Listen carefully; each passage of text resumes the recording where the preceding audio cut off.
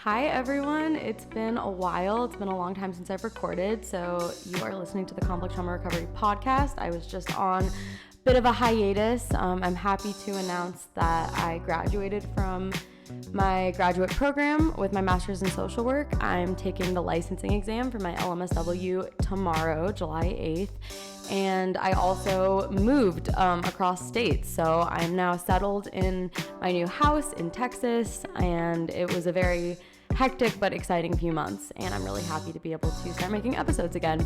So I'm going to be releasing one free episode every month on all of these platforms, and then if you would like access to the second episode I'm going to be making every month, that is going to be posted on my Patreon, and you can find the link on all of my social media. So thank you guys so much for your support, for being patient with me over these last few months, and I'm really happy to be back. Wherever you're listening to the podcast, if you can like or subscribe, it really helps me out a lot. Thank you. So I'm going to start this episode by reading a question that I got, or at least part of it, and then kind of talking through it. So it says, I'm curious if you would ever do an episode on how to best be in a relationship with those impacted by CPTSD. I identify as having anxious attachment and have done a lot of work on healing and moving towards earned secure attachment. I realize a lot of my anxious attachment, which started in childhood, but further developed from being in relationships with people who have experienced significant complex trauma and have a very disorganized attachment system, which has been very activating to my propensity towards towards anxious attachment. As a social worker, empath, and person who identifies as having codependent patterns, I've had a pattern of attracting people who have experienced a lot of complex trauma, and I'm curious to learn more about the line between being compassionate towards people's trauma and mental health and maintaining healthy boundaries and standards for the way I want to be treated in relationships to preserve my own mental health. So I think this is a really great question and probably something that a lot of people can relate to, and I wanted to talk about it. So thank you to the person that sent me that question. So I think there's a few things that come to mind for me. The first is that I talk a lot about the process of earning secure attachment, which is moving from having an insecure attachment style, anxious, avoidant, disorganized, to having a secure attachment style. And I talk about how part of that process is we need reparative experiences. So we need relationships that are safe and that are healthy enough that we can learn how it feels to be safe and to be close with someone at the same time, right? These experiences are called disconfirming experiences because they disconfirm the prior evidence we have that led to an insecure attachment style. So if you have an avoidant, an anxious, a disorganized attachment style, what you also have is a big bucket of evidence, like probably years and years and years of evidence that led you to developing those defensive patterns and beliefs and instincts around closeness and around relationships. So when we find relationships that help us change those patterns, help us have new experiences of what it feels like to be connected to someone, that is what helps us learn security, and those are disconfirming experiences. So relationships are a vehicle for healing from relationship trauma, right? What's hurt in relationships is healed in relationships. Where it gets tricky, of course, is that relationships can also be re-traumatizing. We can also get into relationships that, like the person who wrote that comment said, or wrote that message said, that reconfirm, our insecure experiences with attachments and maybe even deepen our anxious or avoidant or disorganized attachment systems. So a really helpful phrase that you'll hear if you kind of read about attachment theory and polyvagal theory is the term safe enough, good enough, secure enough. This is something that Pete Walker talks about in his book that I found really helpful, because the reality is a relationship is always going to be between two human beings that have their issues, that have their baggage, and it's not going to be perfect. So when I say you need a relationship that's safe and that can help you have new disconfirming experiences, it doesn't mean you have to find someone that has no trauma and has a secure attachment style, right? Sometimes there's this idea that if you have an insecure attachment style, you have to find someone with a secure attachment style to kind of show you how to heal. And although people who are secure can definitely be really helpful partners for people who have insecure attachment styles, it's not the only way. So the idea of safe enough and good enough is about setting realistic expectations. And I think that's that balance you're talking about. Like, what is the balance between knowing that as human beings, we're going to be connecting with other human beings that have their own trauma and their own triggers, and learning how to, connect with and heal together with people that are working through those kinds of attachment injuries. but also ensuring that you want to be in a relationship that is reparative and not re-traumatizing. And this doesn't just apply to romantic relationships. This applies to friendships too. I think a lot of us have had friendships with someone where we are like, I love you and I care about you, but even if I can have empathy for why you behave the way you do, even if I know that your behavior is coming from a place of trauma and pain, it still affects me, right? Your behavior is still your behavior, and maybe this just isn't something that is healthy for me. And most of us have been on both sides of that dynamic at some point in our lives, So the idea of good enough is about finding what those standards are for you that will allow you to create security in the relationship, without expecting the relationship to be perfect, and knowing how to connect in a meaningful way as two human beings with trauma you're working through, right? Those boundaries and that line is going to look different for everyone. I can't put down on paper, like, this is what you should expect, this is what the line is. But what I can say is that there's a really big difference between someone who has trauma and has attachment trauma, who is actively committed to working on, learning from, and growing through those things, and someone who's really stuck in their trauma and kind of reenacting their trauma or projecting it onto you without bringing a lot of consciousness into how to approach that and how to change those patterns, So what I always say about attachment is that two people of any attachment style can work out and can heal together if they're both willing to do the work to notice when they're triggered, understand when they're responding from a place of defensiveness or past pain. And maybe if you don't notice it in the moment, it's about what you do afterwards, right? So I think it's normal that in most relationships, there's going to be a time when someone gets triggered and kind of, lashes out, not like necessarily aggressively, but has a kind of outburst of emotion or kind of responds to something from like a habitual kind of triggered place, not really in the present moment and not really using awesome, effective interpersonal skills. That happens to everybody at some point, right? But it shouldn't be a super consistent pattern to the point where it's exhausting or you feel like it's just this endless repeating cycle. The goal of a healthy relationship, a reparative relationship, should be for both people to be able to break those patterns and experience healthier communication and connection. So I think the important thing is that you don't feel like you're the only one doing the heavy lifting and kind of holding space, right? If you are someone who's empathetic and who tends to get into relationships with people who have a lot of trauma and who have a lot of stuff going on, you might be someone that's putting yourself in the position to kind of be the caregiver in the relationship, where you're the one that is kind of managing things, trying to take the lead for all of the communication, trying to resolve conflict, trying to empathize. And maybe you're not getting that back, right? Like, are they empathizing with you? Are they understanding your attachment needs? Are they putting effort into changing their communication patterns? And I think that's really one of the main things that actually creates a sense of safety in relationships, is just mutual effort, like knowing that both of you are really doing your part to try to challenge your own unhealthy communication patterns and to try to grow together. And, really where that rests is self-awareness and effective communication and vulnerability. So there's going to be times where you're embarrassed or they're embarrassed because, they got triggered or they overreacted. There's going to be times that one of you is struggling, that the communication is off.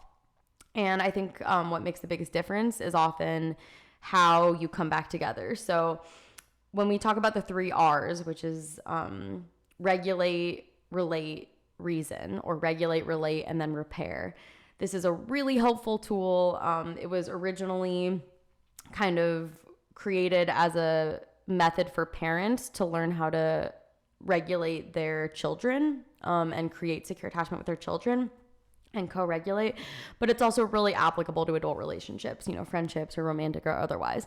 And with the 3 R's, regulate, relate, and reason, there's kind of an agreement that in order to effectively move through conflict and move through triggers and actually get something from it, right?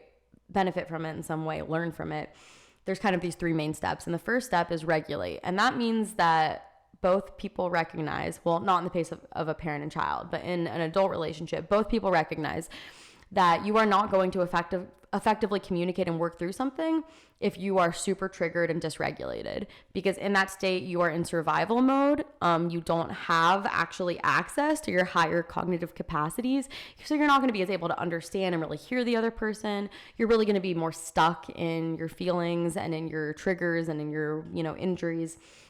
And so it's an agreement to, when things are getting heated, when things are defensive, when things are, feeling heavy or really dysregulated, that you're going to step away from the conflict, step away from the conversation, and do some things to regulate yourselves and maybe to co-regulate, right? Depending on your style. So it's basically an agreement that's like, we're going to put this on a shelf until we're both actually in a state in our nervous systems where we can effectively listen to each other and approach this as adults, right? And not just from a triggered, scared place.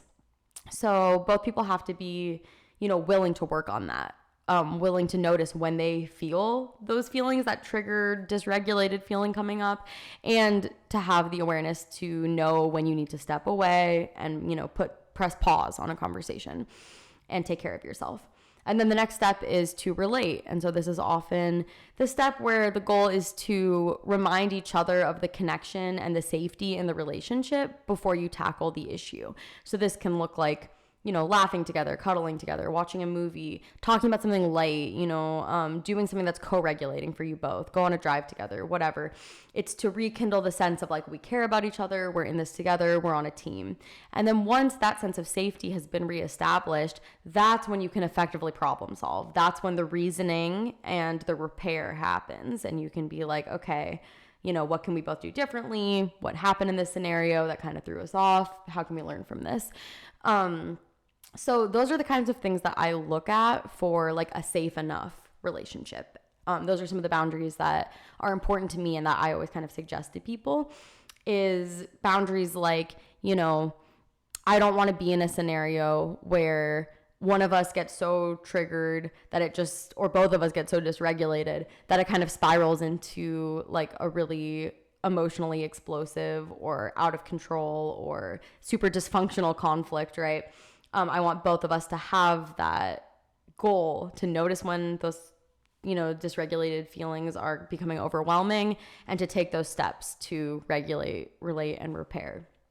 And that takes two people, right? So that's really important.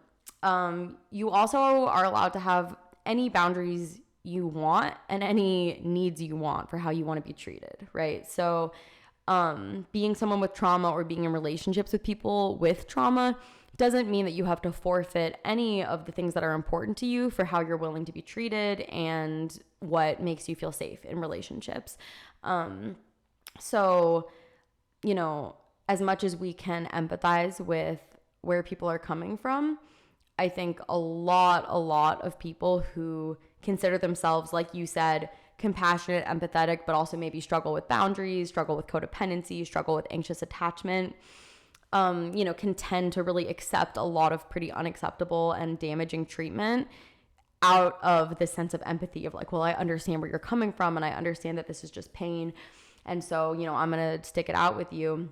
And I've been there, and I get a lot of questions from people like that too. Like a really common thing people ask me is along the lines of, I'm having this conflict with someone and I really don't like how they're making me feel, but how can I tell if they're just being a jerk and they're mistreating me, or if they're coming from a place of trauma or avoidant attachment or whatever it is?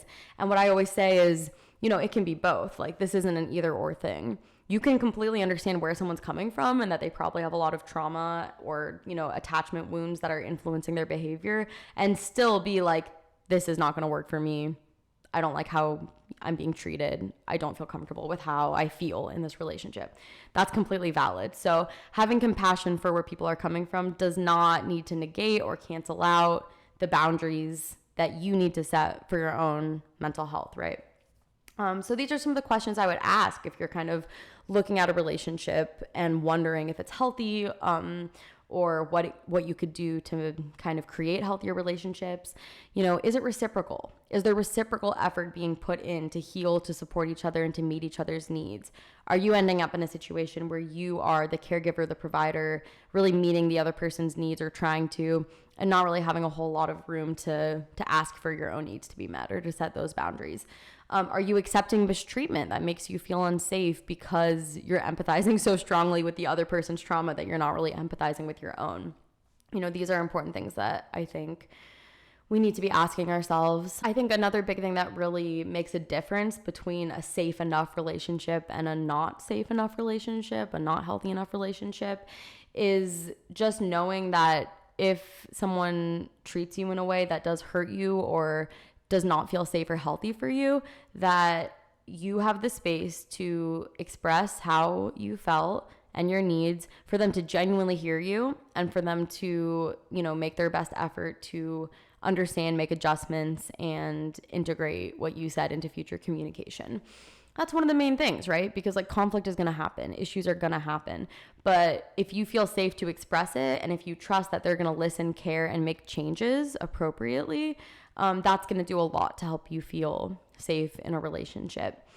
You can also set up kind of what we call fair fighting guidelines, if that's something that you struggle with. So if you're in a relationship where you both have complex trauma or attachment triggers, and you struggle with conflict being really triggering, or having communication issues that are really dysregulating, one thing that you can do that can help create a sense of safety is to sit down with someone, whether it's your friend or your partner, and to come up with a list of fair fighting rules, which is basically saying when we are upset with each other, if that happens, what are the things that we both agree we will not do, and that before it gets to the point where either of us would do those things, we're going to know it's time to step away, take that deep breath, practice those 3 R's. So for example, I don't want to be yelled at. I don't want the door to be slammed. I don't want to be called names. I don't want threats of breakups or, I'm going to leave you threats. I don't want personal insults. I don't want, really loud voices. These are all really common things that I've heard people express, that this makes me feel unsafe. I need us to be able to discuss things, even if we're upset, without any of that stuff happening. And if either of us feel we're getting to the point where it's I'm so dysregulated that I'm going to yell, or I'm going to slam a door, or I'm going to say something I regret, that's when it's the time to, practice those 3 R's. And we're both going to respect that, right? If either of us says, I need to put a pause on this and step away, there's not going to be no, we need to talk about this right now. We're both going to respect that is something to do to demonstrate care for the relationship, is to step away when you don't really feel in control of your communication or your emotions. And if you have a friend or a partner who's not willing to have that conversation with you, right, who's not willing to set up kind of guidelines for what is safe and acceptable for navigating conflict, that might be a red flag. You deserve to set those kind of boundaries and limits. And I think when those guidelines are defined and when they're respected, that also really helps create more feelings of safety in the relationship, because that way that even if you disagree or even if something happens, it's not going to get to a point where these really triggering behaviors happen, and you're both committed to doing your part to make sure that the conflict is paused and that you both regulate yourselves before it can get to that point. So that can make it feel a lot safer and easier to talk through things that do come up, or to work through it when emotions are high. I think another boundary that can be really significant, that I have definitely worked on a lot in my life and supported other people in working on, is that as someone's friend or partner, yes, we play an integral role in each other's lives towards, healing and attachment work, but it's a relationship that's based on reciprocity. If it's a friendship and romantic relationship, it's not a therapy relationship, and no one person can be completely responsible for someone else's recovery or mental health. So if someone that you love is really struggling, right, whether it's a family member or a friend or a partner, I think it is completely reasonable for you to expect them to be seeking out help, support, and resources outside of just you. It's too much responsibility for one person to carry the weight for another person's well-being and mental health completely. So you also have every right to assert that as you support someone and build a relationship with someone and try to be there for them and provide like a safe, healthy relationship, that you are not willing to be the only support, or for them to be relying on you entirely for their mental health support, because that can really lead to like burnout and resentment, and it's just not a healthy dynamic. So if someone close to you is really struggling and you've been doing a lot of emotional labor to support them and to help them process trauma, and you're kind of ending up playing like a therapist role with someone, which this happens a lot, right? It happens a lot, especially in those kinds of maybe boundaryless or loose boundary relationships. It can end up being really dysfunctional for both people. So it's completely reasonable to say something along the lines of, I really feel that you need a therapist, you need to be in therapy, you need, professional mental health care, or you need a team of people supporting you, not just me. Like, I can't be the only one. And I'm happy to continue supporting you as you do these other things to take responsibility for your own healing. But if you're not willing to take these different steps to, get these resources, get the support, and I'm kind of taking on all of that burden, and I'm kind of like your friend / partner / family member / therapist, like, that's too much for me. I can't play all those roles. And, that's a boundary that I've had to set before. I think that a lot of people get to the point where they have to set. And it's not saying I'm not here for you anymore, or I don't love you anymore. It's just saying, like, I cannot carry this by myself. And I also, I'm not your therapist. And for a lot of people, I'm not a therapist at all. I just want to be your friend. And as your friend, or as your partner, or as your family member, yes, I can support you. Yes, I can love you. But I cannot provide the same level of ongoing, intensive mental health support that you really need and deserve to work through this trauma. And the fact that you don't have that support, and that I am kind of the only person that you're working through these things with, I believe that you're not getting the help you need, and it's damaging to our relationship and my mental health. This is something I see all the time. So that's something to ask yourself too. Like, are you an additional support for someone who's also doing the work on themselves to heal? Or do you feel like the responsibility for someone else's mental health and trauma is like squarely on your shoulders? Because that is definitely something that can be really damaging to the relationship and to both people in it. I think the main differentiation that I would recommend people hold on to is the idea that your job in a relationship is not to absorb a bunch of pain and compromise your needs to help someone else heal. And that's not really probably helping them heal either. A relationship is beneficial when both people can help create safety for the other person and learn new reparative patterns together. So, if you have had a lot of experiences where relationships feel codependent, one-sided, exhausting, unhealthy, I would probably recommend focusing on what your attachment needs are and what you need to ask for, what's important to you, instead of maybe just your empathy and what you give. Because especially if you grew up in a scenario where you were kind of used to being the caregiver, or kind of were primed to have those sorts of dynamics with someone, it can be really easy to find not just people that have trauma, but people that will form these kind of one-sided caregiving relationships with you instead of reciprocal, relationships built on mutual effort to heal and help each other feel safe and loved. So your needs matter too. Your feelings matter too. And just because you have empathy for someone doesn't mean that you have to tolerate any treatment that makes you feel unsafe or bad, or that creates a really unhealthy relationship. That's not going to be healing for anybody. A lot of people have trauma, and being in a relationship with someone who has trauma, whether you have trauma or not, can be a really beautiful, meaningful thing when you can be a support for the healing that someone is already working on and committed to. It can be really amazing, you can help provide someone with the new experiences to learn the healthy patterns they're trying to learn, and they can do the same in return for you, ideally, if they're in that position. But the sad truth is that some people, whether you can love them, you can think they're great people, you can have tons and tons of empathy for where they're coming from, but some people are just not going to be in the place in their own life and their own healing where they're able to provide a healthy friendship, romantic relationship, family relationship with you. They're just not there. And that's okay. It's not a judgment. It's not a devaluing of them as people. But what it can be is just a boundary, which is that, you know, you are not willing to put your own mental health and emotional needs down or you know, minimize or neglect them for the purpose of supporting someone else or maintaining a relationship with someone who's not able to support you back. So, you know, it's painful and it's challenging, but I think one of the ways that can be approached is by having these conversations early on.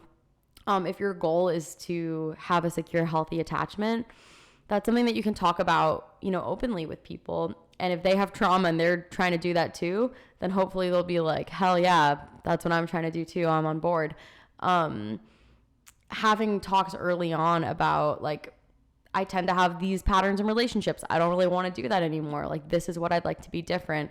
That can provide you a lot of information too, because if someone is able to have that conversation with you and hear you out and, you know, talk about it in a direct way, that's probably a good sign that they're going to be someone who is willing to continually have those kinds of conversations and make adjustments and do the work to create a healthy relationship. If you don't feel comfortable or heard when you try to talk about your attachment needs and anxieties, then, you know, maybe that's a sign that this isn't a relationship that's really going to provide space for you to get the support that you need to be healthy. I think I'll just end by saying that boundaries are something that you figure out over time, and they can be flexible, you know, so you might not go into every relationship knowing exactly what your needs and boundaries are, but you're going to figure them out as things come up, right? If something really doesn't feel good to you, that can provide information about, like, I think this is a boundary. Like, I really don't want to be talked to that way. I really don't like it when, you know, this kind of communication dynamic plays out. And you also learn more about your attachment needs in a relationship, you know, from what they do that does make you feel cared about, what they do that makes you not feel so cared about. You know, from your experience in the relationship, you're going to gather more information about, like, this is really helpful for me. This is really challenging for me. And that's why I said earlier that the most important thing is not to have, like, a clear set list of, like, these are my boundaries, these are my attachment needs, but rather to just have a relationship that fosters good, direct, open communication and mutual effort. Because as long as you have that foundation, then you're going to be able to navigate these things as they come up, right? That didn't really work for me so well. You know, I really appreciate it when you do these sorts of things. That really helps me feel safe. And for them to be able to do the same. You know, no one goes into a relationship knowing exactly what their needs and boundaries are, and they change, right? They're going to change over time. They're going to change for both people as you heal and grow, and the relationship, you know, ebbs and flows. So that's why I think that when you're looking for those safe enough connections, the most important tools you can have are just that open, direct communication, mutual commitment and effort, you know, to continue to grow together, and some kind of tools in your toolbox, like the 3 R's: regulate, relate, repair, that you can kind of use when things get choppy. Those are going to be kind of those foundational skills that allow you to navigate relationships from a healthier lens, try to work on some of those patterns, and try to create those, like, mutual secure attachments over time. I hope that helps. I'm really excited. I have some great interviews with guests and guest therapists coming up. Really excited to be making podcast episodes again. If you're interested in getting the extra episode every month, I promise I'm going to be on top of it. I know I have been, like, off the map for a few months because of my move and everything, but I'm going to be making sure that I have an extra bonus episode up on Patreon every single month for you, for the people that are supporting me on there, and at least one episode for the public every month, and maybe some extra bonus episodes will be snuck in there too. So really excited to be back. If you have questions or you have topics that you'd like me to discuss on the podcast, please feel free to message me. You can either send me a message on my Instagram, it's in my link tree, or you can always email me at complextraumarecoverypod@gmail.com with any questions or suggestions for topics for the show. Thank you guys so much for listening, and yeah, I'll be back soon with another episode. Thanks.